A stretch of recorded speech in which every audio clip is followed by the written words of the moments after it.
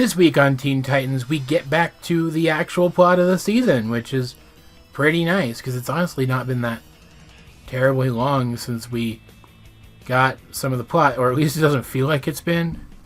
Though, the fact that the characters in this episode are still very dedicated to finding out what was going on with Slade and Raven doesn't quite line up with the little bits of filler we've been getting in between plot episodes where it seems like they're just as unfocused and distractible as when there's not a world-ending event going on, but it's fine.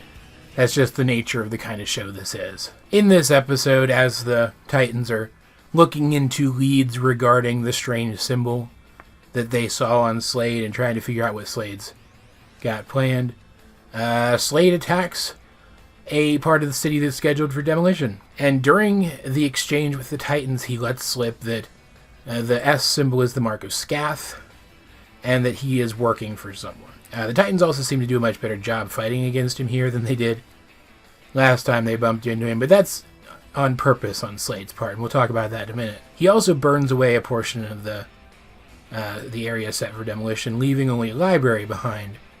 And the Titans go investigate that library and find a chamber underneath, and upon Raven entering the chamber, it lights up with the same kinds of red symbols that we've seen on Slade and on Raven, and she lights up with those symbols again as well, and these spirits come out of the walls, and they deliver the prophecy of Scath, which boils down to he's coming, he's going to use a gem to create a portal to our world and come through it. And the Titans assume that further down this chamber is where the gem is hidden. They want to find it and destroy it, but before that happens, Raven runs off and won't tell them why, because she's lit up with those symbols again, and she doesn't want them to know her part in this. Because at this point, you have to remember, the Titans still think that Slade and or his master is just trying to use Raven for something.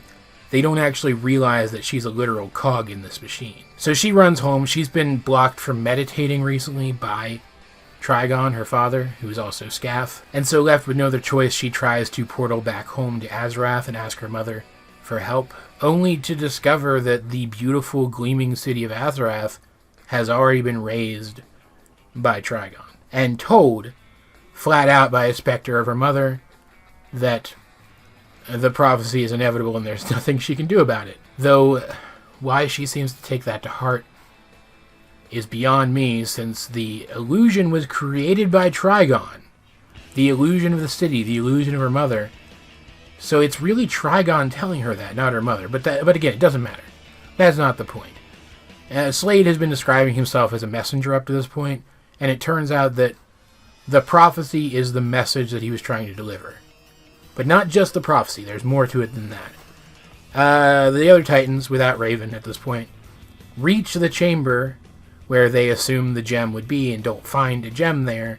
They do find statuary that looks like Raven, and that's when Slade appears and attacks them, and suddenly they are no match for him again, out of nowhere. And he seems like he genuinely intends to kill them, though I don't think that was ever on the table, because he then ends up wrapping them up in red energy and holding them aloft all menacingly, until Raven shows up. And because she's in this place again, those symbols have lit up on her body again, and this time she doesn't even try to hide them, and she beats Slade down. She effectively admits to being Scath's gem, and then tells Slade to deliver a message to Scath that he will have to destroy her before she will allow him to use her in the way that he's planned. It's honestly a fantastic scene. I have some criticisms about the action in this episode overall, and about the episode, but this scene makes the episode worth it.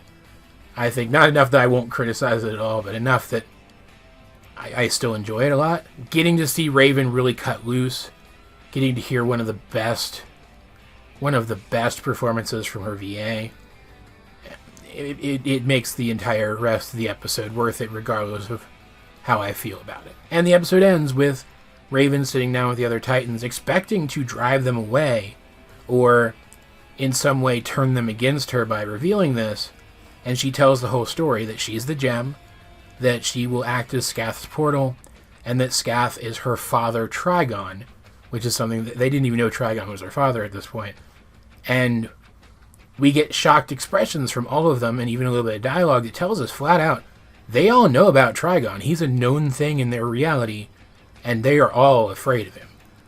But, in the end, even if it's possible that Raven's right, and there is no way to stop this from happening, they're still going to stand with her and try, but it's revealed at the end that that's what Slade and Trigon wanted.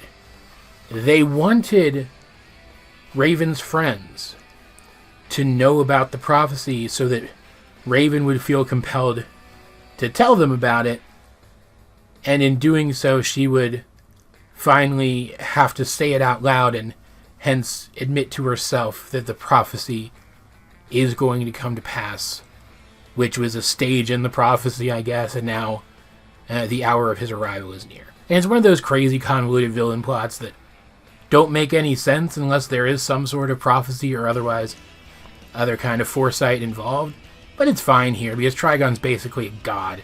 He's allowed to make convoluted plans, especially when there is a literal prophecy involved. And the pieces do fit together, it's just, I feel like large portions of this episode were unnecessary.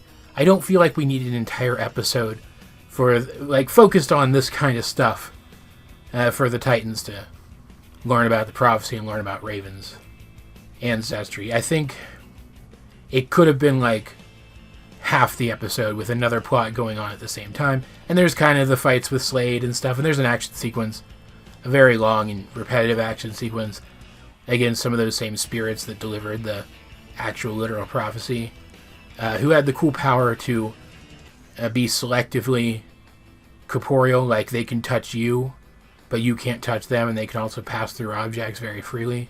It was pretty cool, but it outstayed its welcome. It went on for a long time.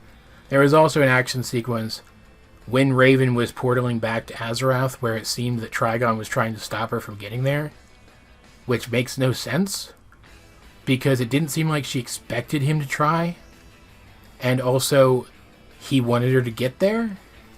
It just felt unnecessary. And as cool as the action sequences with Slade were in this episode, they also felt kind of repetitive to the last time the Titans fought Slade. So I don't know how that could have been fixed. I don't know if some of the plot of this episode could have happened in like the very beginning of the season finale stuff we're going to get, where Trigon does end up coming to Earth. I guess it probably couldn't have, though, because those episodes are pretty packed to the brim. I don't know necessarily that an entire episode was needed to convey this information. Though that's not to say that this is a bad episode. The voice actors do a fantastic job. It's very, very well animated, especially the characters' reactions when they see Raven cut loose against Slade at the end. The exposition is well handled and feels very natural, and I will admit, I was pretty frickin' touched when at the end they all stood with Raven anyway. There was no hesitation, and the final shot of them all standing together before we cut back to Slade and Trigon very briefly to learn that there is something that Slade was promised for his help.